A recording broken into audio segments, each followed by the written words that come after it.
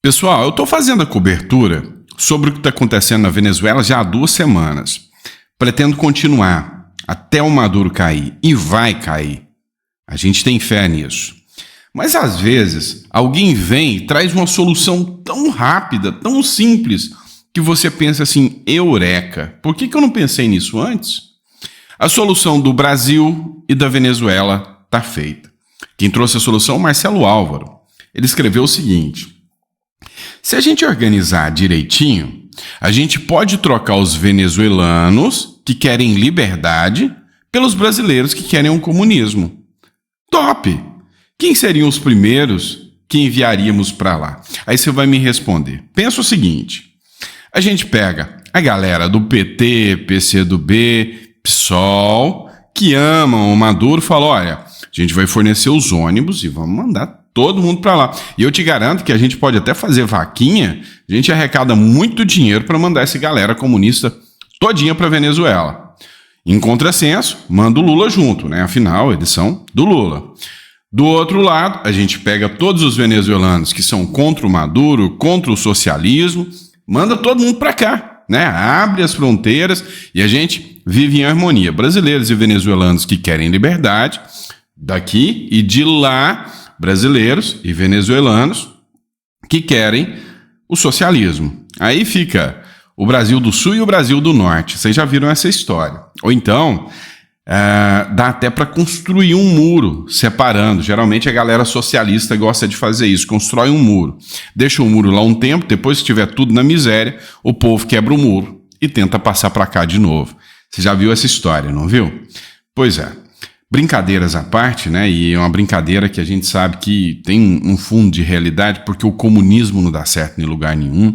Não tem uma história que você possa falar que o comunismo deu certo. Isso não existe. Então, a gente torce muito pela Venezuela, a gente até brincou aqui, né? De mandar a gente para lá e para cá, não é tão simples assim. A gente torce. Na verdade, que o Maduro e toda essa galera socialista e comunista passem longe o mais rápido o possível. Bora lá, vamos começar com notícia importante agora. Não esquece de se inscrever no canal. Isso é importante pra caramba, tá, pessoal? Confirma aí se a sua inscrição tá feita, porque às vezes você ficou um tempo sem assistir os vídeos, o próprio YouTube tira a sua inscrição. Então confere se está inscrito aí, ativa o sininho. Fechou? Vamos lá. Pessoal, uma coisa é o que sai do seu gogó. Você fala o que você quiser, né? As palavras aceitam qualquer coisa, até falar que o Lula é a alma mais honesta do mundo. Não deu para falar? Beleza. Agora outra coisa é colocar na prática. E aí, eu lembro que os aposentados e o pessoal do BPC ficou revoltado comigo quando eu falei, gente, essa história de picanha e cervejinha aí é um 7-1, não cai nessa não. Ficaram bravos comigo. Mas, olha só isso aqui, o governo estima cortar mais de 670 mil beneficiários do BPC em 2025 com um pente fino. Matéria é da Jovem Pan. O governo estima que poderá cortar o pagamento do benefício de prestação continuada a 670 mil pessoas em 2025, com base no pente fino que será realizado no programa para verificar a situação cadastral dos beneficiários. O que é o BPC? O BPC é um benefício de um salário mínimo que é pago para as pessoas que têm mais de 65 anos e são declaradamente pobres, sabe? São pessoas que não ganham 1/4 de salário mínimo para sobreviver. Então, 200 e poucos reais, 300 reais para sobreviver. Então, elas têm direito ao BPC. E pessoas com deficiência, que também têm a mesma renda. Ou seja, são para pessoas extremamente pobres, que não conseguem se sustentar, é deficiente ou tem mais de 65 anos, tem direito ao BPC. E 670 mil pessoas que estão recebendo esse benefício vão ser cortadas. Você entende que o governo já trabalha com metas. Ele já sabe o número de pessoas que ele vai cortar e que ele pretende cortar. Para quê? Para sobrar mais dinheiro. Mas para onde que esse vai dinheiro? Que esse dinheiro vai para os 40 ministérios. Esse dinheiro vai para os quase 40 ministérios, vai para os companheiros, vai para as viagens da Janja, vai para viagens do Lula, por exemplo. Ele foi para o Chile agora.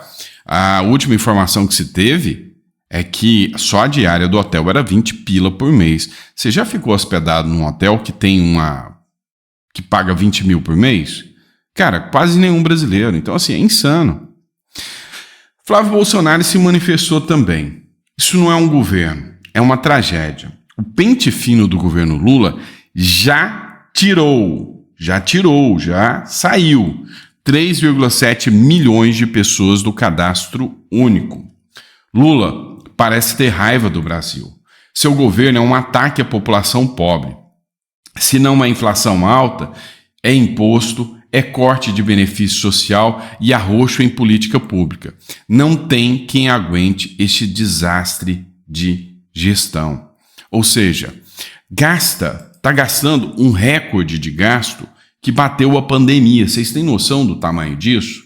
Cortando todos os benefícios sociais, corte na saúde, corte na educação, corte no que é mais básico. E para onde que a gente sabe que esse dinheiro vai? Para isso. Comitiva da Janja em Paris custou pelo menos 203,6 mil reais. E o Lula colocou a agenda dela ainda em sigilo, coisa que ele prometeu que não faria. A viagem da primeira-dama, Janja Lula da Silva, para a abertura da Olimpíada em Paris, custou pelo menos 203 mil aos cofres públicos, de acordo com dados do painel de viagens do Ministério da Gestão e do Portal do Orçamento. 203 mil para ela ir para Paris. Aí veio uma militante da Globo dizer que nós, pagadores de impostos, não temos moral e não podemos questionar os gastos da Janja. Cá entre nós. Eu não gosto muito de colocar apelido, mas o Oi Luiz chama a Janja de esbanja, a Bárbara do Te Atualizei também. Acho que não se encaixa melhor outro apelido, né, do que esse aí. Porque cá entre nós é muita grana. Ela não é nada para o serviço público. Ela não é representante do Brasil. O Brasil está subvertendo as leis que foram criadas pelo legislador. A pessoa só ingressa no serviço público por voto, concurso, contrato. Ela não tem nenhuma previsão de que estar com o presidente da República torna ela alguém para representar o Brasil, um agente público. Então, assim, é vergonhoso, já passa a ser vergonhoso o simples fato dela ter um gabinete, né, dentro da presidência. É insano, né? Daqui a pouco vai fazer igual o amigo do Lula lá, o Ortega, e vai colocar ela como diretora da Suprema Corte. É para acabar, né? Vamos lá, pessoal. Vamos falar do Tarcísio. Esse é o título do vídeo. O Tarcísio, esse cara, sabe? Esse cara tem potencial para mudar os rumos do Brasil no futuro. Eu ainda quero ver o Tarcísio de Freitas como presidente do Brasil. Ainda pretendo ver isso. É o seguinte, o Tarcísio entendeu. Não adianta ficar fazendo auê, não adianta ficar fazendo firula, que a criminalidade não vai mudar, que a regra do jogo não vai mudar. Ele seguiu a regra básica, follow the money, ou seja, vai atrás do dinheiro que você resolve o problema. O Tarcísio é o primeiro governador que travou guerra contra o PCC em São Paulo. Ele deu um prejuízo de mais de 8 bilhões ao PCC. Escuta esse número, mais de 8 bilhões. Só que o que está por detrás disso, vocês não entenderam. Teve uma mega operação, teve direito à apreensão até de jatinho. Polícia apreende avião de transporte de drogas do PCC no campo de Marte. A Polícia Civil apreendeu nesta quarta-feira um avião que seria usado para o transporte de drogas pelo primeiro comando da capital. A aeronave foi localizada no pátio do campo de Marte, na zona norte de São Paulo. Ele está indo para cima, pegando jatinhos, e o dinheiro que ele está pegando está sendo destinado, depois que a LESP aprovou, a Assembleia Legislativa, para combater o próprio tráfico. Só que numa dessas operações, lá na Cracolândia, uma figura foi presa, uma vereadora de um certo partido, chamado Partido não, eu ia falar das trevas, é Partido dos Trabalhadores, lembrei. Tá? Então, desse partido foi preso. É uma das controladoras. Foi candidata a vereadora, é suplente pelo PT. Você acha que só tem ela? É sério? Você acha que com todas essas apreensões, você acha que com tudo isso que o Tarcísio está descobrindo, só tem ela? Tem muitos e muitos. Descobriu-se um plano do PCC onde, presta atenção, onde estava sendo organizada empresas de transporte público que venciam licitações de prefeitos para fazer a lavagem do dinheiro do PCC. Quem são esses prefeitos? Quem são aliados desses prefeitos? Quem mandou dinheiro de emendas para esses prefeitos? Qual ministério liberou? Quais as decisões que favoreceram? Decisões judiciais que favoreceram essas situações. Tudo isso está sendo descoberto. Então, às vezes você entende, nossa, mas por que eles não estão perseguindo o Tarcísio como perseguiam o Bolsonaro? Talvez, só talvez, o Tarcísio vem trabalhando com uma inteligência da polícia alinhada, polícia civil, polícia militar, que vai pegar muitos peixes graúdos.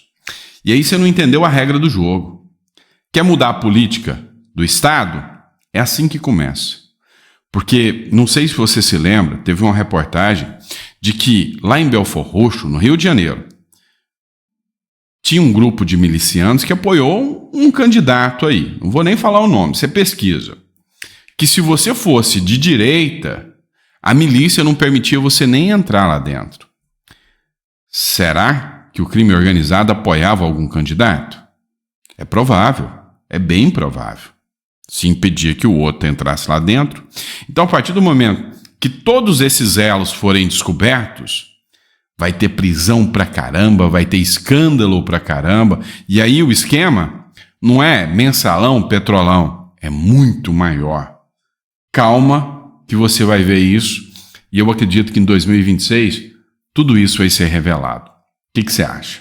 E aí, para mostrar para vocês aqui, o Major Meca fez uma publicação. Siga o dinheiro, follow the money. Alguém duvida que o PCC é uma máfia? Parabéns à Polícia de São Paulo, sob o comando do governador Tarcísio de Freitas e o secretário de Segurança, o Guilherme de Ritt. Escuta isso. Uma nova operação da Polícia Civil de São Paulo bloqueou mais de 8 bilhões de reais do PCC e revelou um esquema ambicioso da facção. Este é o caminho, follow the money. Um dos principais alvos da ação, que ocorreu em 15 cidades, é um empresário de Mogi das Cruzes, Com ele foi descoberto um plano do PCC de tentativa de tomada do poder da cidade.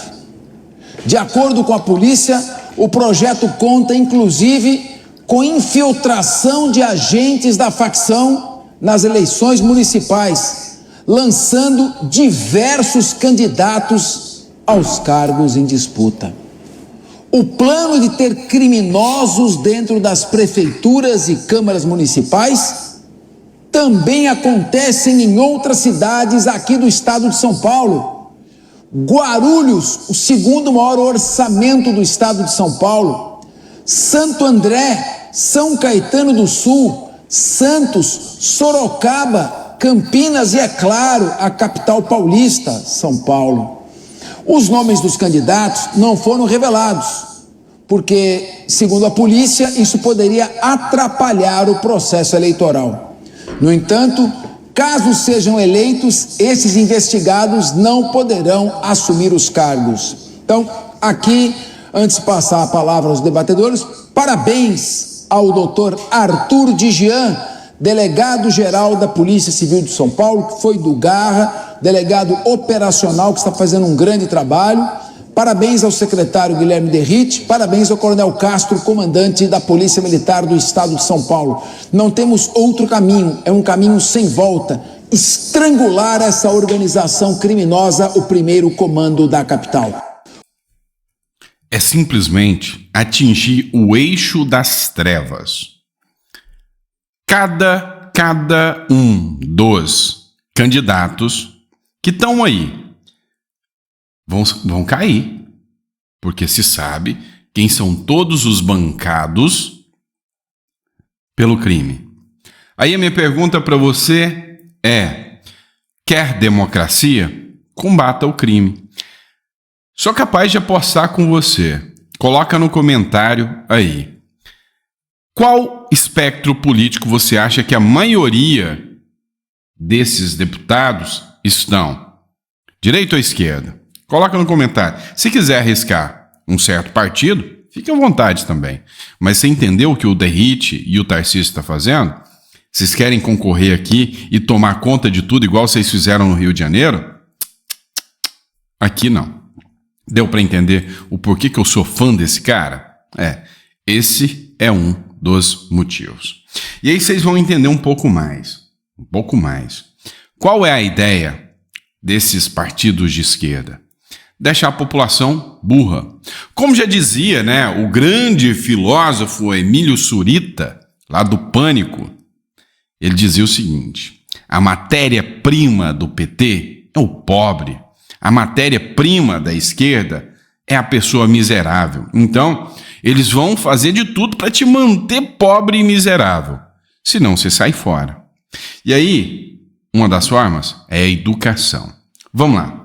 Pesquisa do Senai mostra que 42% dos jovens não sabem nem o que é ensino técnico no Brasil. Uma pesquisa do Senai, que é o Serviço Nacional de Aprendizagem Industrial, que foi divulgada ontem, revelou que 42% dos brasileiros de 14 a 24 anos têm pouco conhecimento ou não sabem nada sobre ensino técnico. Segundo o índice, o desconhecimento é maior em adolescentes de 14 a 17 anos. Não querem que você tenha um senso crítico. Não querem que você conheça a realidade. Um certo presidente da República, durante um discurso com metalúrgicos, falou que o cidadão começa a ganhar mais um pouquinho, mais de R$4.000, já não quer votar no PT. Que se o cidadão subir 1/1000 da sua capacidade de conhecimento, não quer votar no PT. Então, mudar o intelecto e a capacidade dessas pessoas, que é isso? É um suicídio. Então, essa é a prova. E aí, um exemplo que poderíamos utilizar é o Japão. O Frederico Dávila, ele publicou o seguinte: enquanto no Brasil as escolas estão dominadas por professores comunistas, pedófilos, que promovem a sexualização infantil e tendo aulas de português com ênfase em linguagem neutra, no Japão a realidade é essa que você vê acima. O Brasil atual é o exemplo máximo da esculhambação. Quem concorda com o Frederico, escreve concordo, e quem sonha em ter uma educação assim, fala. Vou tirar o áudio aqui só pelos direitos autorais.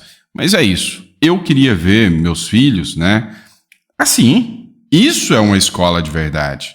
É você pondo as crianças entenderem como serão produtivas no futuro, como lidar com finanças, como trabalhar. Eu prefiro muito mais uma criança aprendendo a trabalhar do que aprendendo a mexer o bumbum. Tá? A visão deturpada da esquerda é tosca. E o pior é que eles têm a pachorra de chamar isso de progressismo. A esquerda devia ser chamada de regressismo, e não de progressismo, de atraso e não de progresso. Pelo amor de Deus, nada de progressismo. Isso aqui é progresso. Isso aqui é fazer com que as crianças entendam lá no futuro como é trabalhar, como elas vão aplicar isso. Parabéns para o Japão. Isso aqui sim é o que eu esperava. E aí vem uma decisão judicial que tira inclusive as escolas cívico-militares, que é um sopro de esperança para a nossa nação, as escolas cívico-militares vêm e retiram isso. Então, a ideia é simples. Eles querem manter o Brasil no atraso. Querem manter o Brasil lá atrás, né? Na barbárie. No pronome neutro, sabe? Naquilo que não é efetivo. Então, muita coisa precisa mudar no nosso Brasil, não tenha dúvidas. E aí, quanto a esse lance da educação, eu quero que vocês entendam um pouquinho mais, já que a gente está batendo em cima dessa tecla. O Deltan Dallagnol fez uma publicação. Não consigo parar de ver esse vídeo fenomenal do Gui Kilter atropelando a militância de esquerda nos debates sobre o futuro da educação no Brasil.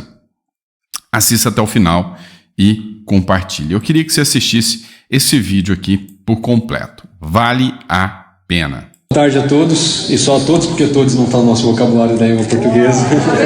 Para quem não sabe, eu, em toda a minha insignificância, não sou ninguém, não tenho cargo nenhum, eu fui hostilizado, eu fui interrogado, eu fui até ameaçado quando eu participei da etapa municipal da CONAI em dezembro. Aí imagina o nível desse sujeito falar de nós, que estamos lá no chão da escola. Mas para entender isso a gente precisa voltar um pouco no tempo, lá em meados de outubro. Eu achei que a etapa municipal aconteceria na PUC e fui lá observar. A primeira coisa que eu me deparei eram bandeiras, assim na frente do palco. Bandeiras de movimentos sociais, que eles chamam, né? Bandeiras do movimento feminista, movimento LGBT, movimento sindicalista. Nenhuma do nosso país, nenhuma da nossa cidade. Uma das coisas mais impressionantes era que os delegados, ao final dessa conferência, subiram ali no palco e entoaram gritos como...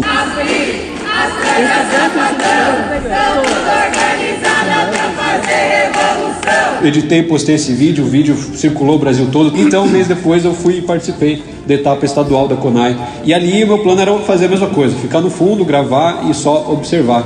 Mas não foi assim como eu planejei. Menos de 10 minutos que eu entrei no auditório, o pessoal estava aqui na frente discutindo e eles começaram a gritar comigo, me viram ali do fundo e falaram: esse menino não pode estar aqui, quem é você e tal, não sei o quê. Começaram a me interrogar. Essa coisa de tentar bater com a Bíblia na cara dos outros é muito ruim, é uma forma impositiva, hegemonista, autoritária. Isso que era para ser um ambiente democrático, uma conferência pública. Imagine se não fosse. Então eles colocaram pessoas para me seguir durante todo o evento, porque eles não confiavam que eu estivesse lá, porque eu era, de fato, devia ser uma ameaça à democracia, né? Falavam que minha religião, como cristão, os oprimia, os matavam, mas eu não entendi. Para mim eles pareciam todos bem vivos e bem livres. Quem era oprimido ali era eu, mas eu não vou me vitimizar como eles fazem. Não é à toa que o nosso Plano Nacional de Educação, fruto dessa conferência, é uma aberração completa. Um documento de doutrinação e não de educação nem de ensino. Isso fica claro quando a gente pega os termos mais repetidos do documento. A palavra política é repetida 590 vezes, enquanto a palavra língua portuguesa se repete apenas 17 vezes. Justiça social, 135 vezes. Literatura, 4 vezes. Gênero aparece 60 vezes, enquanto matemática é repetida apenas 6 vezes. Esse é o documento que vai embasar a educação do nosso país pelos próximos 10 anos. E aí eu deixo a pergunta: será que nós, enquanto estudantes, representantes do povo e famílias, vamos deixar isso acontecer? Eu posso dizer por mim que, enquanto eu estiver aqui, eles podem me interrogar, eles podem me ameaçar, eles podem me processar, mas nada disso vai impedir de falar a verdade e de me posicionar e defender o futuro do nosso país. Obrigado.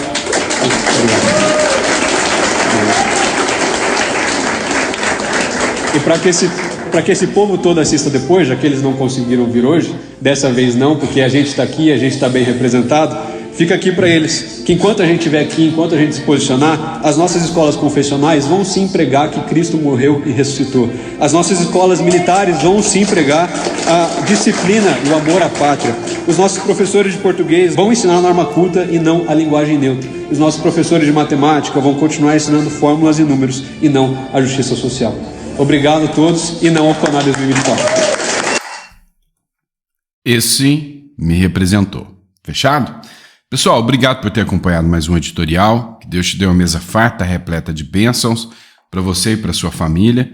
Obrigado mesmo. E a gente volta daqui a pouquinho com mais um editorial.